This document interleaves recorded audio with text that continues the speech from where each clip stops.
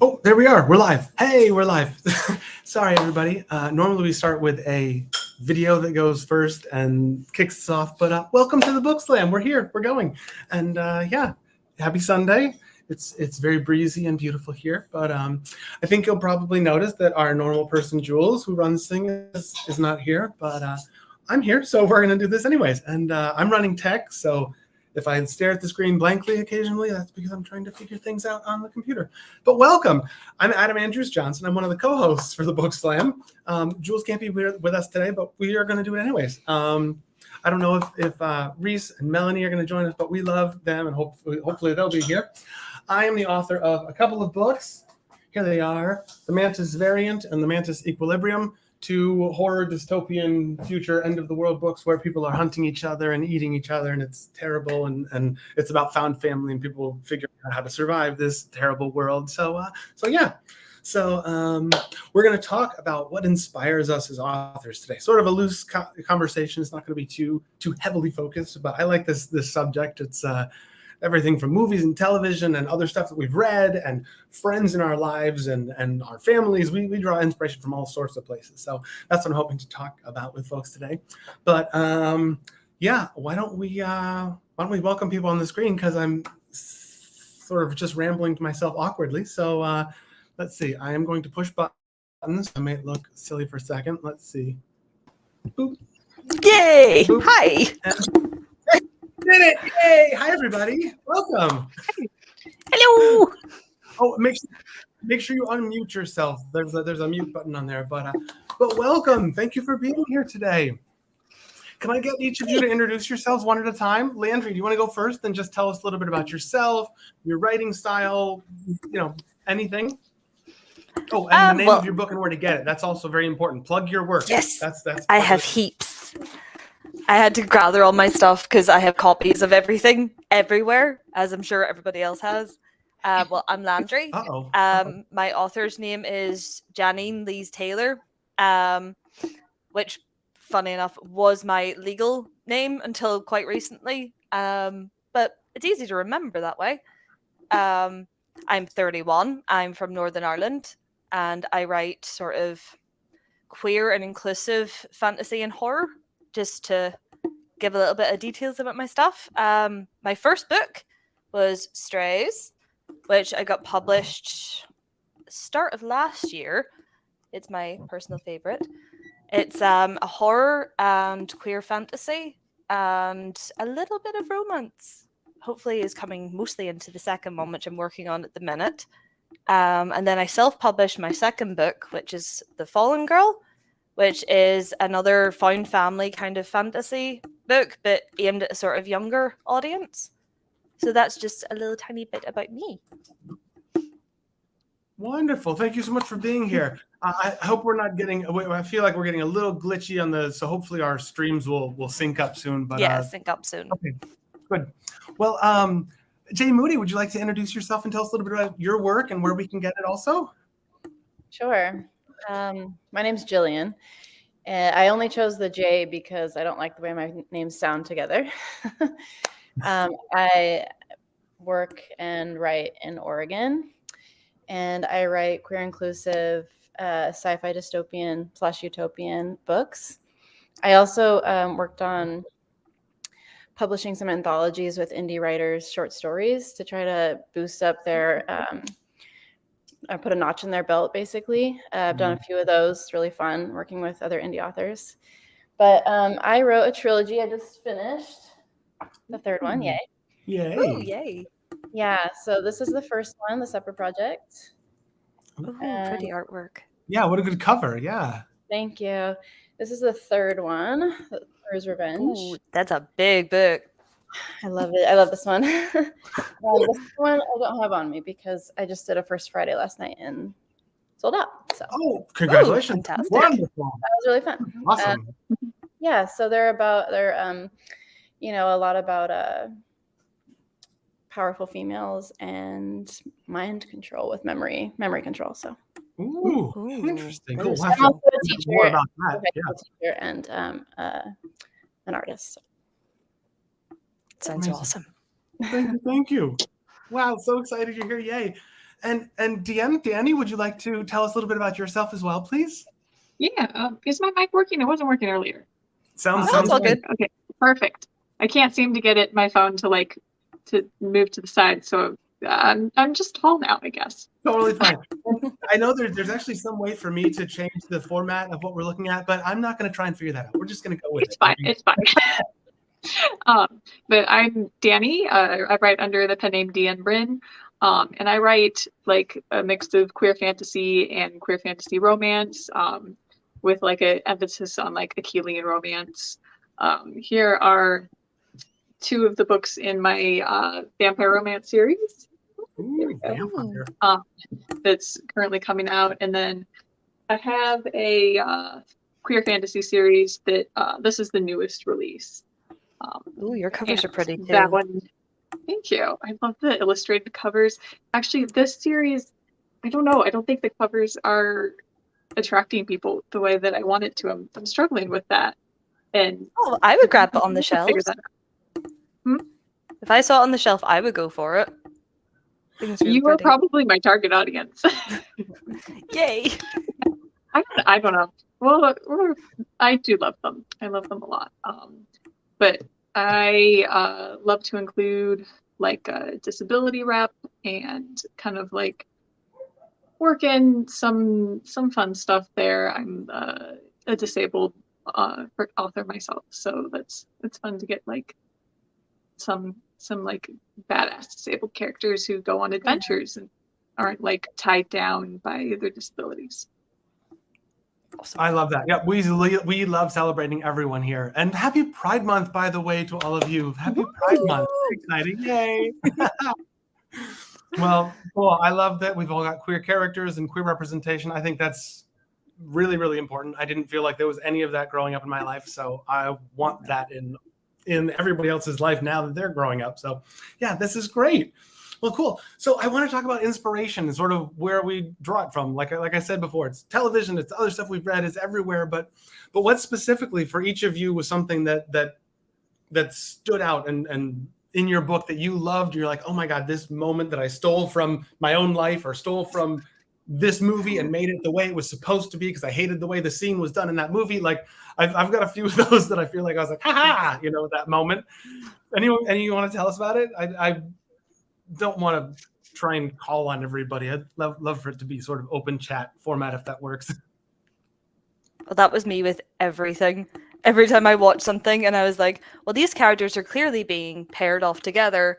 And then they'd be like, oh, no, they're just friends. And I'm like, deep breaths. So every time I found like a trope or like a typecast of characters that I was like, they were trying to lead us as if they were kind of bringing in like a queer audience. Like they were trying to pull us in, but then they never give us payout.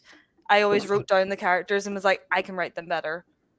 And that was always like my go-to thing. So I had things like Supernatural annoyed the absolute daylights out of me. Sherlock, I felt like tried to lead me on for several years and then broke my heart. It happens all the time in books. I fall in love with people and then they're just like, oh no, but I'm not actually gay. I'm just like 3/4 of the way there, but no, I'm can't. So I refused. Fix the queer baiting. Yeah, exactly. Yes. Yep. Exactly. Mm-hmm. Mm-hmm. But like whenever I was younger, it was always like I wanted to find characters that were like me in books and in movies. And then every time I thought, maybe this guy, maybe this is the person, then it'd be like, oh no, that they're actually straight. And I'm like, no, they're not. No, they're not.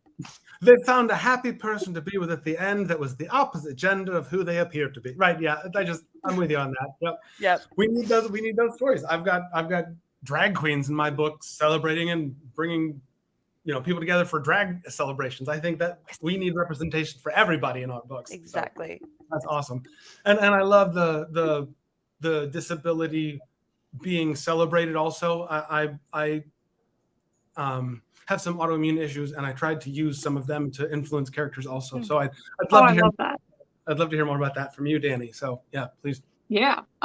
So in my vampire books, especially, I kind of wanted to I love vampires in media. Like who doesn't love vampires? Some people do, I guess, but they're wrong. Hello. Yeah. Gio, thanks for joining us. Sorry, Hi, Danny. guys.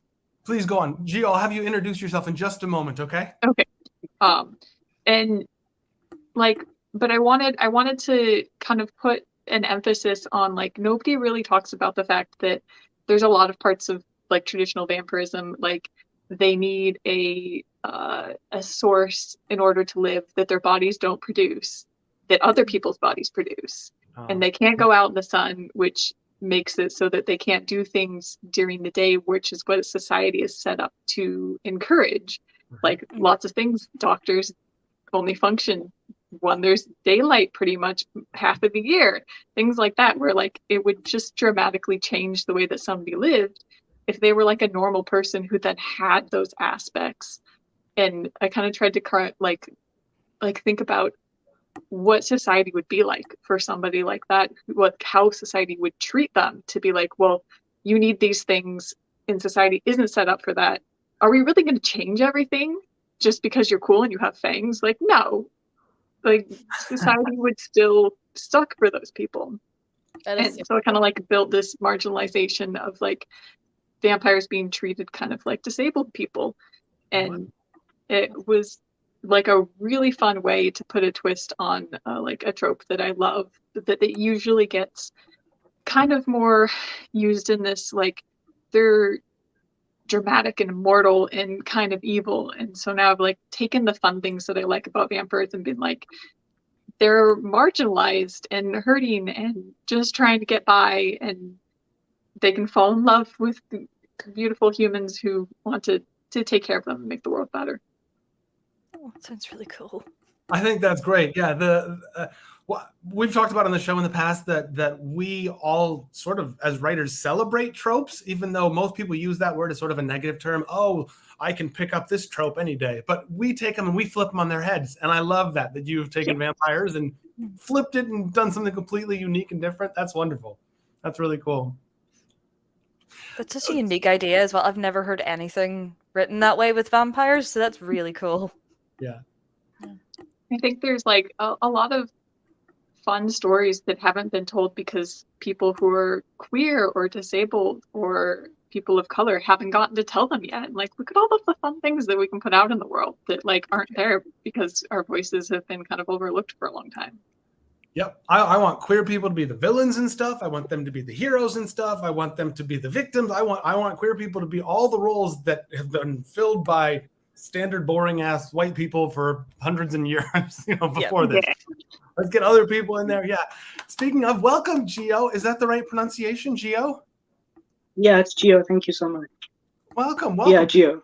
Please tell us about yourself and a little bit about your writing and where it's Can you hear me? Yes.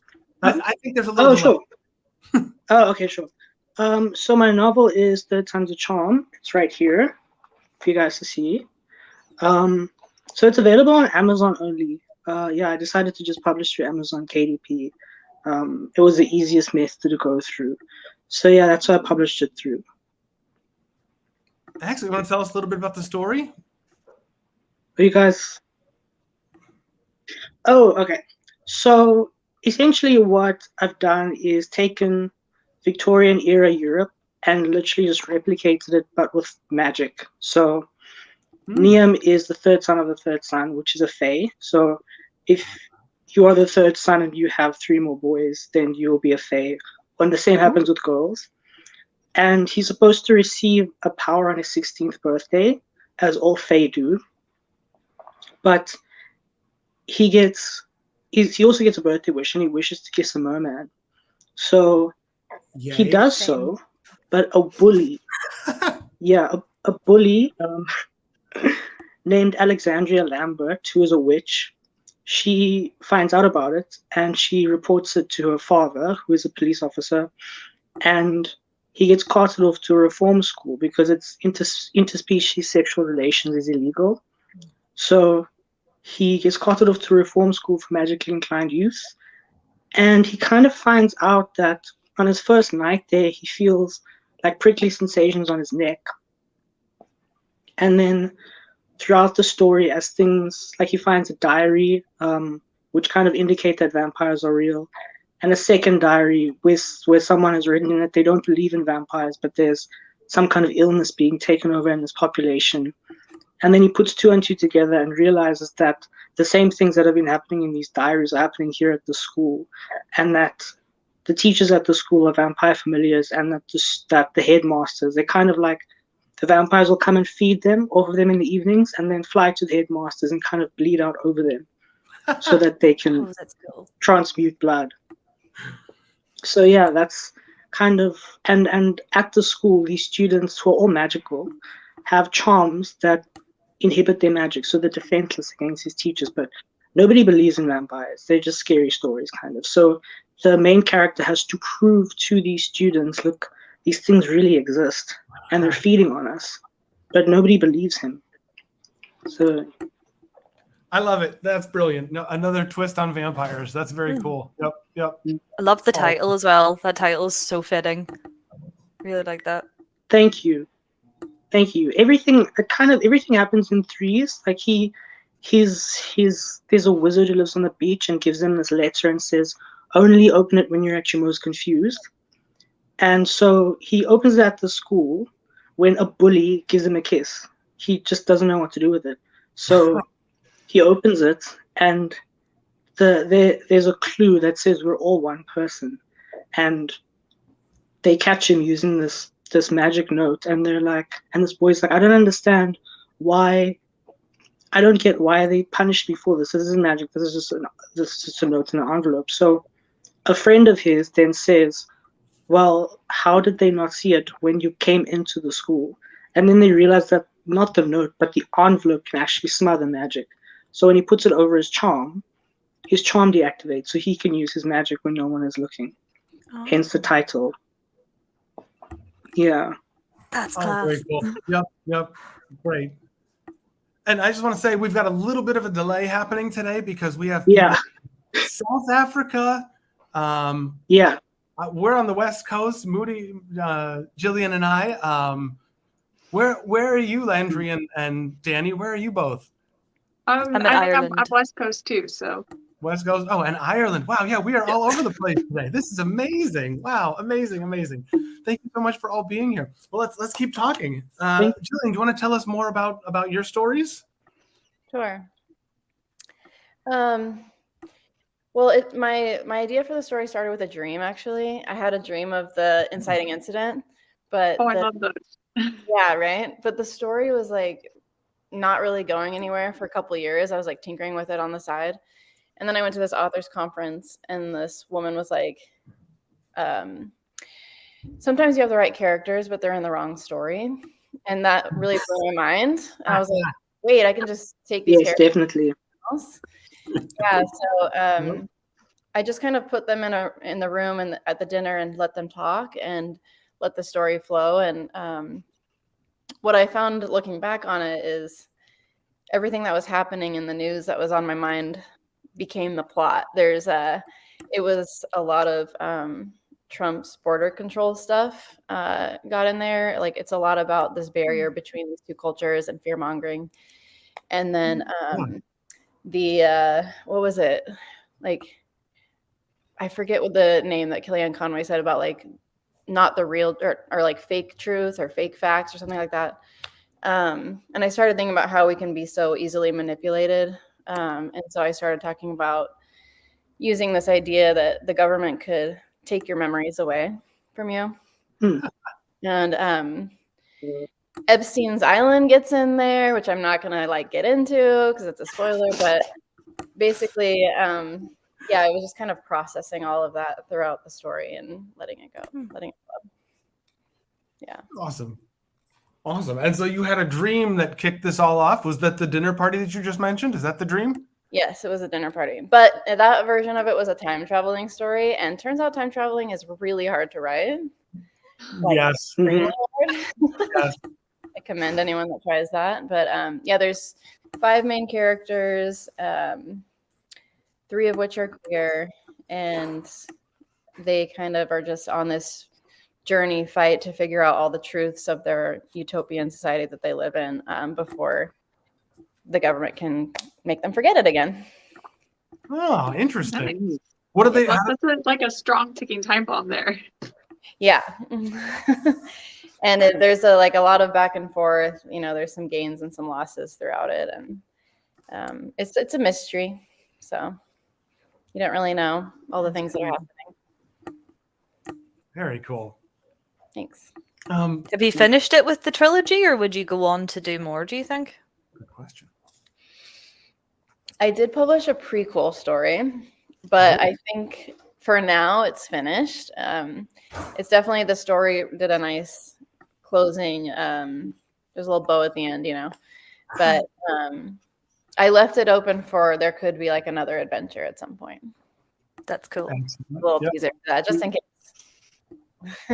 And you mentioned a sort of a border issue between cultures. Is it in the real world? Is it set in the real world, or is it a fantasy world? So it is in the real world, 300 years into the future, set in Southern Asia. And basically it's not in the book, but my personal lore for it is that the US and Russia went to war and kind of started destroying each other, and at the same time that climate crisis is happening. And so instead of bombing each other and hurting the environment, they decided to just set off this plague that would kill the people but preserve the land. And it got out of control and killed everyone pretty much. And so China kind of took over Southern Asia and built this barrier to keep the plague out, and everybody in the world that was left ran for it. So it's this kind of combination of all the leftover cultures that live there. And the barrier, some people didn't get in before it was finished. And so the barrier is all the people that have built lives outside in this really dystopian world, where in New Bhutan, which is the new country, is where most of the people live in this utopia. So yeah, that's so cool. Awesome. Yep. 300 years in the future, I can see all this. Yes, very cool. It's scary because that feels really possible. Yeah. That's the scary part. Yeah, it can be a little disturbing to read sometimes for people. Well, like we were talking about, to draw inspiration directly from world events and things that are stressing you out as a person, I think that's a good tool to use as writing to connect to other people. Because if you're stressed about it, there's inevitably going to be somebody else who's feeling some of those same worries and stresses also. Yeah. Landry, do you want to tell us a little bit more about your world and do you have, is it multiple books that you've got going? I can't remember now. I'm sorry. Yeah, so I've got these are the first in two separate stories. So one of them is set in our world. I just set it in my hometown, and then the other one is set in a fictional fantasy world that's kind of well, I created the fantasy world whenever I was primary 6, so I'm trying to think what that would translate as. It was sort of around 9. It was one of the first things I ever wrote, and I wrote it almost entirely the first book of the series with a male main character, and then I felt like the story just came to a dead stop, and I could never carry it on. And then one day I was like, well, what if I took the secondary character and made them the forerunner for the book, and then make the male character secondary? And then everything sort of came up around this character because she's asexual for one thing, so that was me growing up. So she was sort of my insert into the story, and she's an angel who can't fly. So that was kind of nice little twist, you know. So she came from a floating city that was sort of above a modern sort of futuristic version of our world. But whenever she fails to get her wings, she falls from the island and becomes one of the fallen. And they leave her for dead. Essentially, if you don't have wings, you're of no use to society, and they just leave you. And then it sort of follows her finding a group of people who had been exiled for using magic in a world where magic was illegal. And she kind of falls in with them, and they go from city to city gathering other people to bring them to the Empire. Oh, have we lost him? Give him a second to load. Whoops. Oh, that sounds really cool. Yeah. Yeah, But it was definitely one of does. those, I'm sure you guys had the same experience where, like, whenever I was rewriting it, I rewrote it really quickly. But the first time I wrote it took about 8 or 9 years of just Whoa. clawing I every did that part with a of book, it. yeah. Yeah. Do you know what? I actually took 2 months to write my first novel. I actually started writing it when I started reading classics. So this book is based on, I don't know if you guys know the vampire Carmilla. Yeah. That's a cool one. So she's actually the bad guy. And it's based on Wuthering Heights as well. So there's all kinds of gaslighting and emotional misuse, as you guys probably have read the Bronte sisters. Yeah. So it's kind of like a journey of self-discovery for our main character. I mean, there's magic and stuff in it, but it's mostly character-driven. Yeah. So I like character-driven stuff myself. Yeah, it's kind of this third time. Yeah. So it's kind of an interesting way that I'm going back to the diary thing, where this character Laura writes, like Laura from Carmilla, writes this diary where she finally finds out Carmilla is this vampire. And then in the second diary, this guy named General Harry Spielsdorf writes his diary about someone named Leela Cran, who's a doctor, and then her assistant named Mark Nesty. And then he doesn't believe in vampires either, but this plague starts in the city called Emmermouth. And so then the main character, Neon, is reading about this, and he's like, oh, this is an interesting story. And the headmasters of the school are named Clark, Minnie Ann, and Xtra. So he realized at the end that if you put Leela Cran and Mark Nasty together, it spells Camilla Karnstein. So they were like a resurrected version of, except she was split in two. And then if you take the headmasters' names and rearrange their letters, it spells Camilla Karnstein as well. So they're all three aspects of this one person. And so what these three aspects wanted to do was to take these kids and drain them dry of blood so she could resurrect herself, because essentially she was split into three parts. And so she was killed and then split into two, then killed again and split into three. And so she wanted to become one whole again. So she wanted to drain these kids dry of blood and then resurrect herself as one person. So yeah, that's also why the novel is called Third Time's the Charm, because it would have been for her as well. I love how it's all tied in. That's so cool. It really is. Thank you. Gonna read all these books. I'm really excited now. Gio, it took you 2 months to write that book? Or is that a different Sorry? one? Did it take you 2 months to write that book, or was that a different one? It took me 2 months to write that one, and then 2 months to write its sequel called Hounded, which takes place in a village 50 years prior concerning a werewolf. And the third one I finished writing 3 months ago, and that's about a man who gets his youth stolen by someone who painted 4 pictures of him. So it was inspired by Dorian Gray, who actually is the bad guy. And the fourth one I'm on right now, and it's killing me. This fourth one, I'm not sure where it's going. I also started out in a completely different story, wrote about it, and realized I did not like the main character. He just had no personality. He had nothing about him, but I liked his best friend. And then I just wrote the story. I just hit delete on the fourth novel and started again in a completely different town, just with writing about the best friend, Morgan. And so I was just so glad I came to that decision, because writing felt like a chore, writing that fourth novel. But now that I am That's the worst. working on a character that I like, it started to feel real again, like a real pleasure again. Yeah. I think people talk about writer's block as like, oh, this mysterious thing that will stop you from writing, when usually it's just you're not writing the right story. Like you can't write it because you're not doing something that's making you happy. So easy to get into that wee corner, and you're like, I don't want to give up the story though. Took me 3 years to write this. I think what Jillian said Yeah. was awesome, though. The advice you got about maybe the characters were in the wrong story. I think that's brilliant. Yeah. And Yeah. sorry, glitch a second ago. I don't know what exactly happened. I apologize about that. No, it's cool. We just That's carried cool. on. Yeah, we did. Mhm. Oh, that's perfect.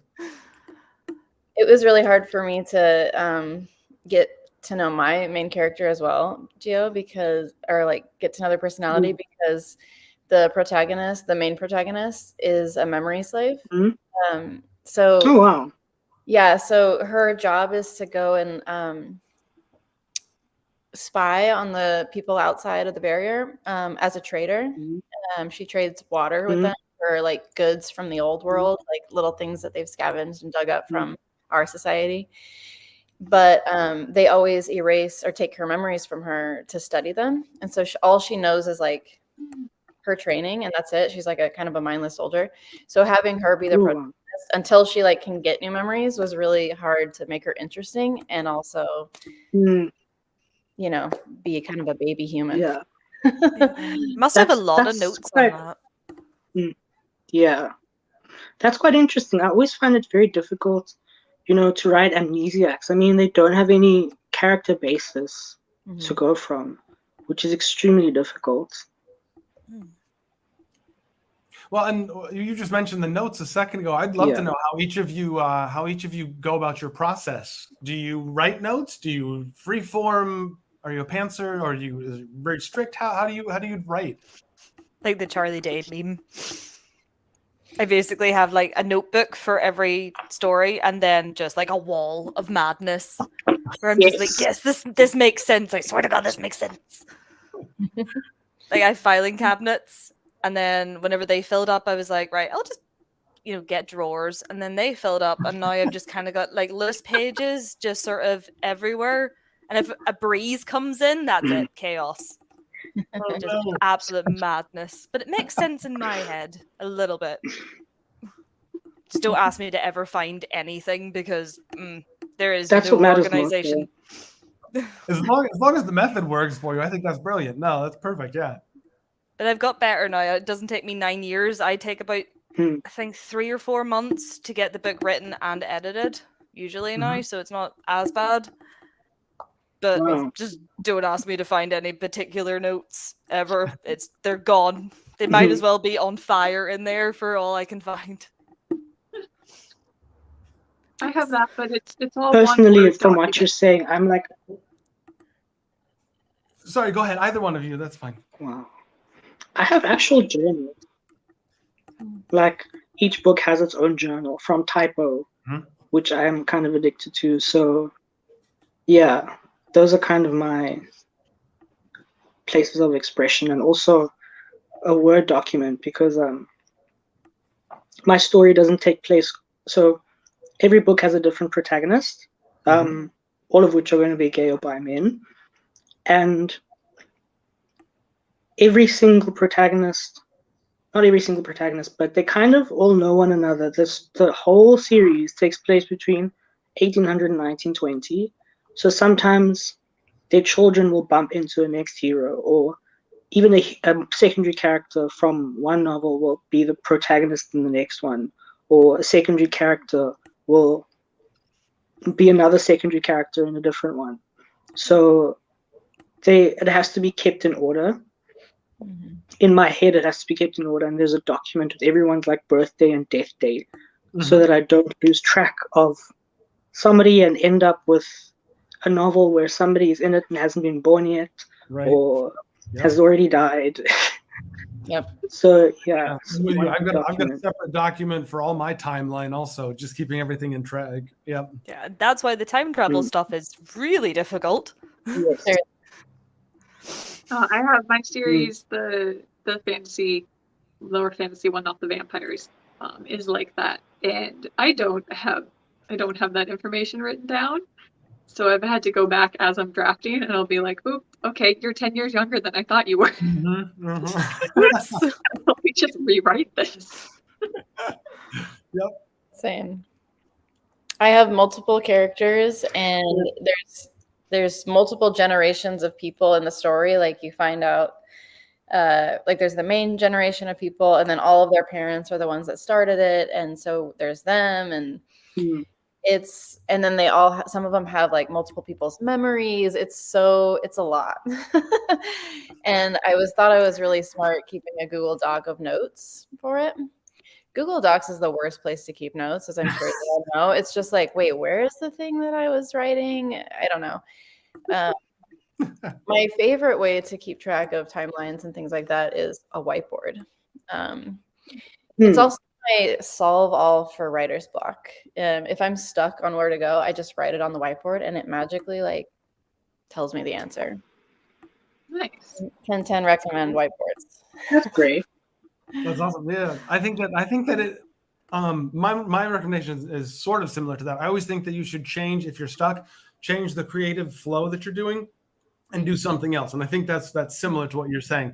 If you're stuck writing, try and draw something. Try and go play some music or something. Be creative. Garden. Anything. Cook something interesting. I always feel like the shift and taking your focus off of, I'm so focused on writing this thing, I have to get this thing written, I'm not happy with what I'm writing. That's probably a good opportunity to take a break from writing, focus on something where your mind is mindless or whatever, Mine is always the shower. I like to go take a walk. The shower is a good one. Yeah, walk is awesome. Yeah, anything outdoors. For me, it's just standing in the front yard, gardening my veggies or watering my veggies. Just the mindlessness of just holding the hose there and one plant and then another plant. That works for me to get my creativity spinning. You're just like, aha! Just like 3 in. For me, it's reading. Say again. Sorry, Gio. For me, it's reading. Like, when I start reading, I get different ideas. Not plagiarizing people, but like getting different ideas. Particularly reading books in that time period, in like the 1800s. Those kinds of novels. If I read them, then it comes up more and more often that I get ideas.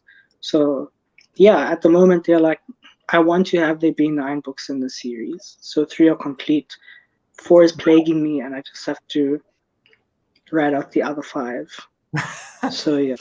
And you already have the other 5 vaguely planned out or fully planned out, or how far along have you figured it? Well, the 5th one is going to be like 2 books. It's going to be 2 different stories. And the 6th, 7th, 8th, and 9th one, it's kind of like the seed implanted within me that like this world is big enough to carry that many protagonists. I don't want to stop, have the final novel, and then still later be like, oh damn, I could have written about this person. So at the moment, I'm not like committed to a single novel, but there are like seeds of novels within my head. Cool. Yeah. So that's why I'm just like 9 is kind of where it's at, but it could be less, could be more. Don't know. That's cool. And to have created your own like fantasy world. I know you were talking about the character driven stories, but to have this rich world that you can have other characters that are related that are doing this other stuff over here that you might mention in one of your stories, but then you go back to them later and tell what they're up to. I think that's a pretty awesome, amazing opportunity with the creativity you've got going. Thank you. And my stories take on a very strange kind of diary-ish format. So for instance, chapter 2, it'll be like 15th of May, 1829. And then the next chapter will be chapter like 17th of May, 1829, and so on. It'll like, so nobody gets confused with where we are in the story or like where we are in the series, because the dates are always at the top.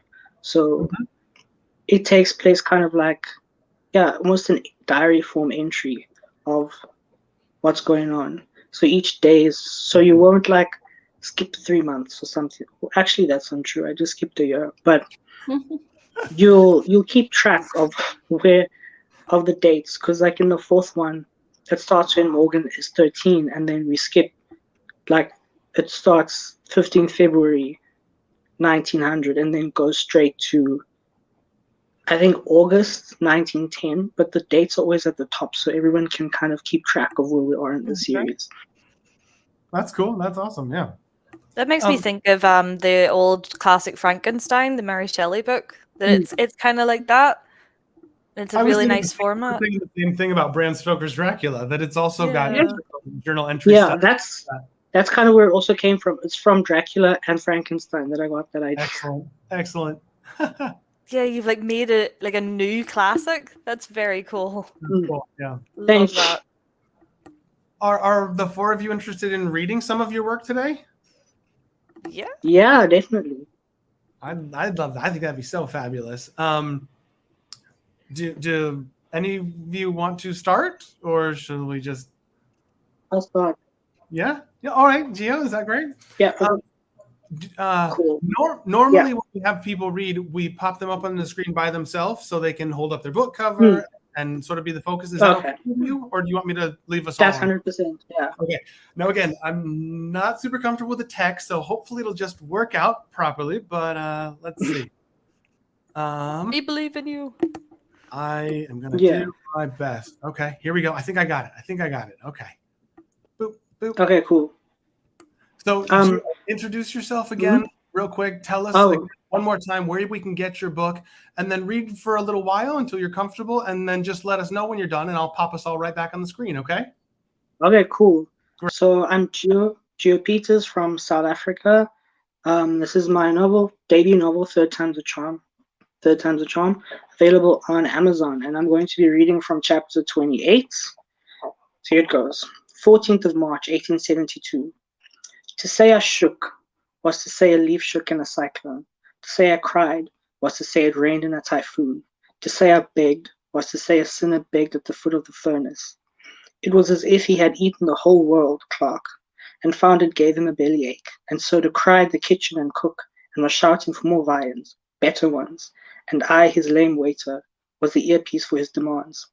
The stone tiles cowered from his fury, and held each other close so I could not dive between them to escape. His screams were so loud, his words felt like waves, battering a thin shoreline, tearing at its integrity. I had exited the world with a whimper. I was stripped of everything, utterly naked. I had lost my smalls after I pissed them in front of Clark's first tirade, and whatever covered my innermost person had fallen away like wet paper. My arms heaved water into Clark's bath. Every second I waited for it to boil, I prayed it would and would not be my last. He did not speak throughout the process, but I felt his screaming anger rip the floor up. Even after the pot fell and I burned, he ordered I pick it up and continue splash after useless splash until I was pouring my soul into the bath for him to soak at his own leisure. My knees gave one final creak before they gave way, and I felt somewhere far away every joint and rib collide with the stone tiles of the floor. My body was in a heap, my head twisted towards Clark, and each fiber in the thick cords and mounds of his chest and his arms. The steam prickled my skin, as if Clark's static anger charged the water particles with electricity. He began glowering again at the pile on the floor that was me. Am I not kind, boy, giving you hot water to wash your filthy hair and body? My jaw went slack. Speak, he commanded. The bone and muscle in my face regained their form and function. Extremely so. Am I not magnanimous, providing you with a bed and food? Yes, sir, you are, sir. Am I not gracious in providing you with an education, both typical and moral, in the improvement of your wretched self and for those of your friends? So much, sir. So there, that was a piece of chapter 8, the beginning of chapter 8. Thank you so much for reading that. Let me get everybody back on the screen and unmute everybody. Thank you. And the sort of overbearing character, yeah, they seem intense. Your descriptions are so cool. That was awesome. Thank you. Really beautiful writing. And like what Landry said before about it being sort of a remake of some classic, it felt very classic. It felt like you've read a lot of classical literature, and that's what sort of informed your style of writing. That was beautiful. It really does. Thank you. Super powerful. I like that. That's awesome. I immediately was like, I'm going on Amazon right now. How many pages is the book? What's the size of it for? It's 6 by 9. It's 6 by 9. This is an old mock-up, and so like the current is 245 pages. I mean, this one's cool. 235, but I've added 10 pages because the first one was not formatted right. So then I quickly formatted it correctly and it added 10 pages. Yeah. So yeah, so it's 245 or 55 Awesome. That's pages. a good size read. Yeah, excellent. Cool. Well, thank you so much for sharing Thank that. you. Beautiful reading and beautiful writing. Wow, very cool. Who would like to go next? And Thank you. not okay. Landry, Danny, you want to jump in? I'll go next if you want. Yeah. Okay. Are you comfortable with me popping you up on the screen just like we did for Geo? That's fine. Okay, great. So same thing again. Just introduce yourself one more time. Tell us where we can get your work, the title of it, any little details about what you're going to read us, and then go and for a little while, whenever you're ready, just let me know, and I'll pop us all back on. Cool. Awesome. Thank you. Let me see. Today I'm going to be reading from my debut novel, which was Strays. It's published by Blossom Springs Publishing, which is a small independent publisher from Manchester in the United Kingdom. It's a story about one of the places I grew up, Portstewart in Northern Ireland, which just lacks a little bit of the magic that Ireland as a whole usually gets as a reputation. So I just wanted to add a little bit of that to it. So I'm going to read from chapter 1, where we get introduced to our two main characters. Let me see. I've marked these off with Pokemon cards because I'm such a nerd. Let's see. Chapter 1, Begging for Blood. The blonde-haired officer glanced around the cafe as he brought his steaming mug up to his lips.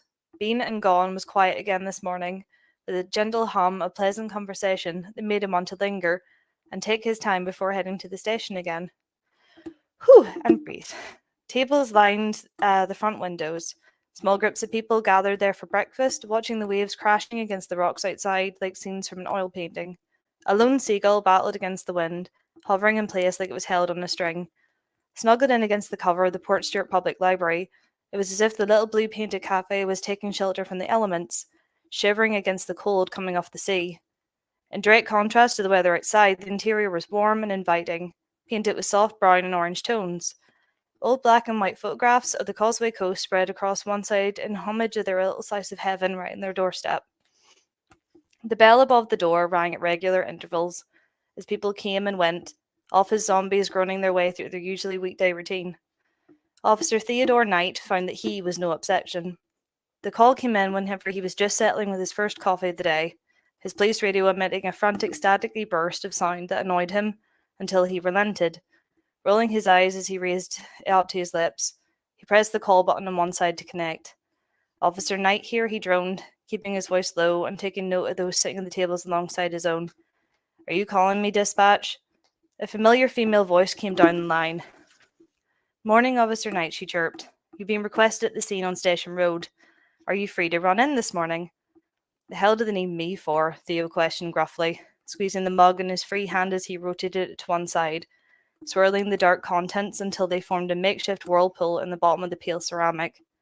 Apparently they need help identifying some tracks at the scene, the dispatcher Kelly replied. From what I've heard, they think it might have been an animal attack. An animal attack? I thought it was a standard stab and grab. Theo mumbled around the last bite of his croissant. It was warm and buttery, practically melting in his mouth. He repressed the urge to moan, given the circumstances. We thought so too, Kelly added, her Liverpool accent coming through much thicker when she spoke quickly. But you've got to see this, Theo. Brian Wilcox got the crime scene photos in half an hour ago. It's like nothing we've ever seen here. This is like some of that serial killer shit you see out of the States. All right, he sighed heavily, tapping the bottom of his mug against the table. Tell them I'm on my way. He got to his feet and pressed the button to end the call as they said their goodbyes. Patting down the sides of his trousers to chase some of the flaky pastry from his fingertips, he twisted to one side, sliding out from behind the table. He had barely managed to free himself from the confines of his chair when his mug of coffee collided with something rather solid, and he let out a roar of pain as he felt the singeing hot drink soak into the material of his thin jumper. He faintly registered the sound of a tray clattering to the ground, along with the muttered apologies of the man he had run into. I'm so sorry, that was my bad. I think I was half asleep, the voice continued. Goddess, are you all right? Theo yanked the jumper over his head frantically and held it, dripping in one hand. What the hell, man, he grunted, continuing to pull his shirt out from where he tucked it into his work trousers. He could already feel the borderline painful heat bleeding into his skin from the wet cotton blend. Will you watch where you're going? Theo glanced up for the first time, and the face of the other man seemed to materialize in front of him. He was taller than him, with messy dark hair that stuck up in all directions. He was wearing a shirt that was clearly not ironed, half untucked from the front of his dark jeans. The collar popped up on one side in a look that was almost comical. There was a pen tucked behind one ear, a small dark-coloured stain by the corner of his lips, where he had clearly chewed on the wrong end of the thing. His dark eyebrows dipped down in distress behind the round frames of his tortoiseshell glasses. One detail of the other man's appearance stood out above all others, and Theo felt his heart slam hard against his ribcage as their eyes met. His nerve endings writhed, sweat breaking out across his skin like a bad fever. Despite the apologetic expression, those eyes burned with an intense animalistic heat, dark and round and the colour of molten gold. Like a rabbit caught in the sights of a prowling fox, every one of Theo's senses became hyper-aware at the contact. The hairs in his neck and arms pricked to attention. He swallowed, his ears filling with static, as he looked into the man's dilating eyes. The stranger had continued speaking to him, but Theo could no longer make sense of the words, the sounds drowned out by the rush of his own blood and panic. Fighting for some semblance of control, he squeezed his eyes tightly shut and turned his head away. Whatever spell he'd been under seemingly shattered the moment their eyes parted again. His head was spinning, saliva pulling in his mouth that he might throw up. He cleared his throat, pulling his damp jumper in against his white shirt, staining the bottom edge of the fabric. "Watch where you're going," he repeated. The edge of his vision was growing dark, shadows sinking their teeth into him from all sides. In the center of the tunnel, only the barista remained, motionless and wide-eyed. Theo blinked hard and twisted towards the exit, catching the heavy wooden door just as another customer passed through the threshold. The little bell rang overhead to signal his escape. Relief hit him like a lead weight as his back hit the soft interior of his car, and he rocked forward, bringing his chest down to almost touch his knees. He released a breath he hadn't even realized he'd been holding, and buried his face in his trembling hands. All those sleepless nights were finally beginning to catch up with him, it seemed. He pressed the heels of his hands against his eyelids, grounding himself with the gentle pressure. "Jesus, you're losing at night," he muttered to himself. He allowed his hands to fall away from his face as he pulled a seatbelt across his chest. The car awoke obediently as his hand enclosed around the plastic top of the gear stick. He swung out of the parking space and into the flow of traffic again as his radio came back to life, blaring something achingly loud that was most definitely not from the charts. Bending at the middle with a groan, he flicked the switch beneath the right side of his seat, and the sirens on the top of his Kia flashed to life. He drove through the parking cars like Moses walked through the Red Sea, his hands clasped at 10 and 2 as he easily maneuvered around the other vehicles.